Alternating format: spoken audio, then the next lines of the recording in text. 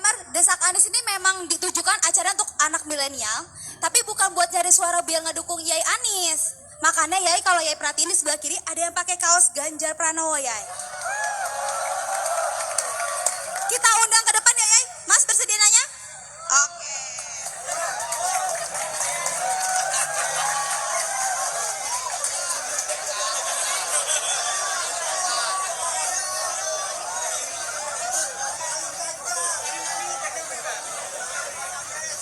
Ya, perkenalkan nama saya, panggilannya Pak Cekemon.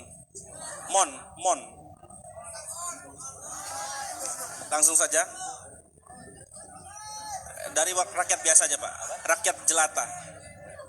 Saya ingin bertanya, Bapak sering menyebutkan bahwa IKN akan dilanjutkan, akan dibatalkan, atau itu menurut saya abu-abu Pak. Karena Bapak bilang nanti tunggu masalah dasarnya selesai dulu. Nah Pak, di Lampung ini ada contoh konkret Pak, kota baru di sana 15 menit dari sini mangkrak. Buktinya proyeknya mangkrak, masalah dasarnya nggak selesai-selesai sampai hari ini. Nah, jadi menurut saya Bapak ini hanya cari aman saja, mengatakan IKN akan dilanjutkan tapi nanti. Kalau menurut saya tegas saja Pak, mau lanjut-lanjut, enggak. Alasannya bahwa udah diundang-undangkan, harus dilanjutkan. Tapi kapan? Masalahnya kita nanti pasti ada masalah lagi. Masalah dasar di Indonesia pasti selalu ada. Jadi IKN itu kira-kira bakal dilanjutkan atau tidak Pak? Nah, yang kedua Pak, kita tahu semua paslon ingin menang satu putaran. Tapi apabila Pak Anies nanti gagal lanjut ke putaran kedua atau kalah langsung di putaran pertama, kira-kira bakal mendukung ke 02, 03 atau malah oposisi saja? Kira-kira aja Pak, pendapat pribadi. Kalau partai kita nggak tahu ya. Ya itu saja, terima kasih.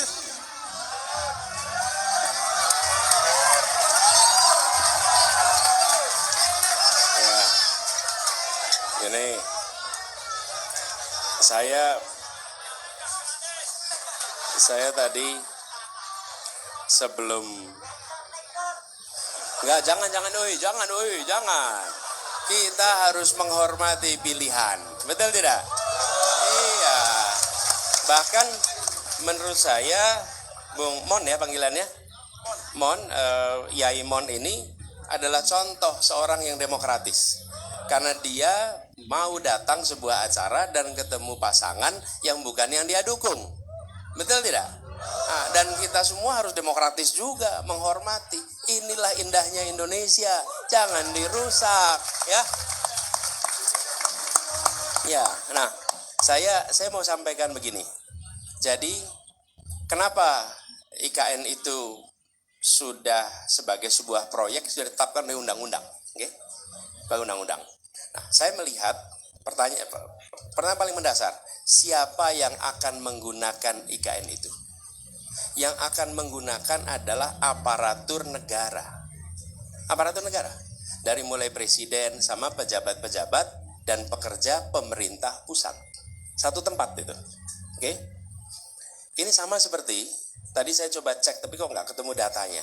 Di Lampung misalnya, di Lampung nih, ada kalau tidak salah 51% sekolah di Lampung itu statusnya rusak berat nih. Sekarang kita punya uang. Uang ini mau kita pakai untuk apa? Memperbaiki sekolah 51% yang rusak berat nih. Atau mau dipakai untuk membuat gedung baru bagi dinas pendidikan. Begitu. Jadi bukan soal urusan dasar kita akan selesai. Tapi kalau ini bukan urusan dasar, ini problem. Problemnya apa? Sekolah rusak.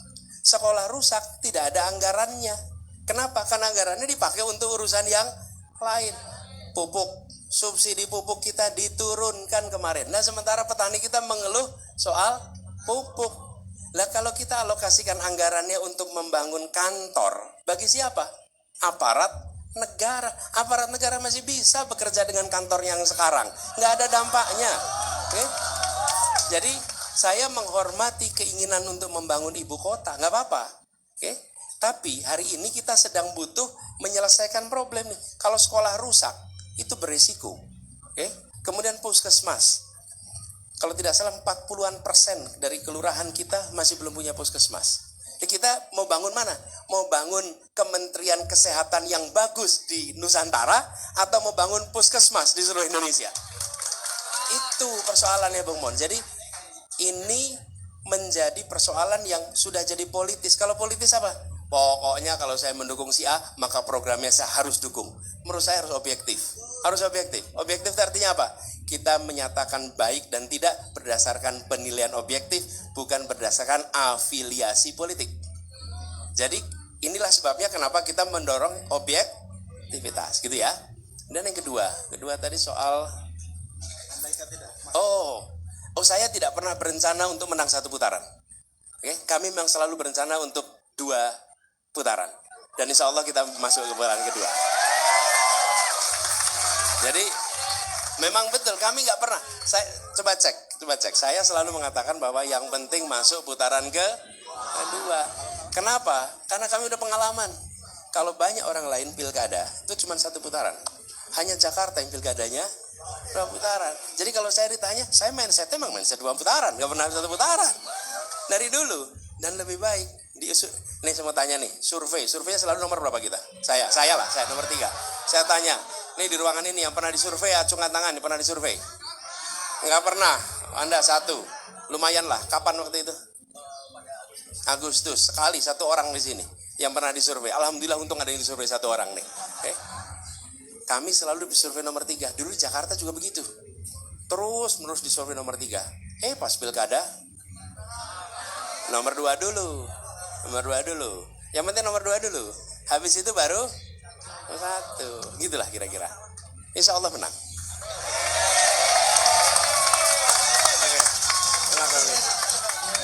Kita beri tepuk tangan untuk Yai Mon ini. Makasih. Oke, luar biasa memang. Kiai Mon kalau nanti berubah pikiran nggak usah diumumkan.